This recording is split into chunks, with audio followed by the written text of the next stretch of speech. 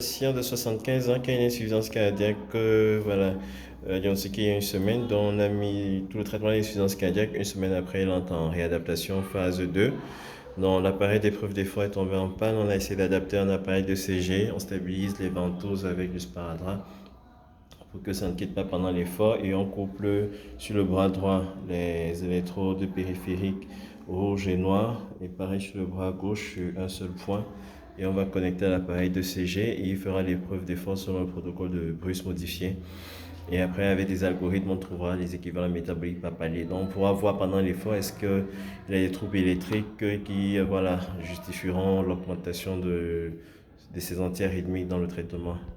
Donc, au repos, il a une bradycardie à 59, il est sur digoxine et bisoprolol. On va voir comment il va se comporter à l'effort. C'est une cardiomyopathie dilatée avec soit 21% de FEVG, 5,9% de moins 5,9% de strain. Donc lui, on a préféré commencer à 1,7 km 1 pente 0 avant d'aller à 2,7 km 1 pente 0 également, et après 2,7 km 1 pente 5%. Donc on va voir son protocole un peu à la baisse parce qu'il a 75 ans. Il faut faire attention à l'ostéoporose chez les personnes âgées qui ne fassent pas une fracture de la hanche.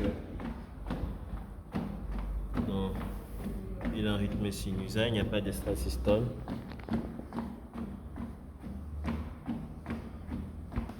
Donc le papa tient, il est à 2,7 km pente 0. Il n'y a pas d'extrasystole sur digoxine et bisoprolol.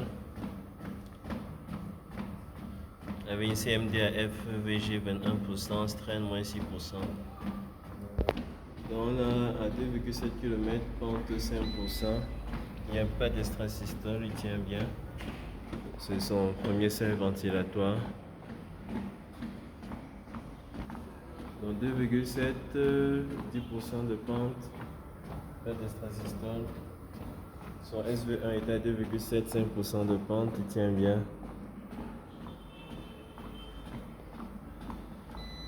Donc il a pu faire 4 km 1, 13% de pente. On va arrêter l'effort à ce stade à cause de la fréquence cardiaque. Sinon il n'a pas d'extrasystole, c'est à cause de la fréquence cardiaque, 150 battements par minute. Donc là on est en récupération. 1,6 km h, 0%.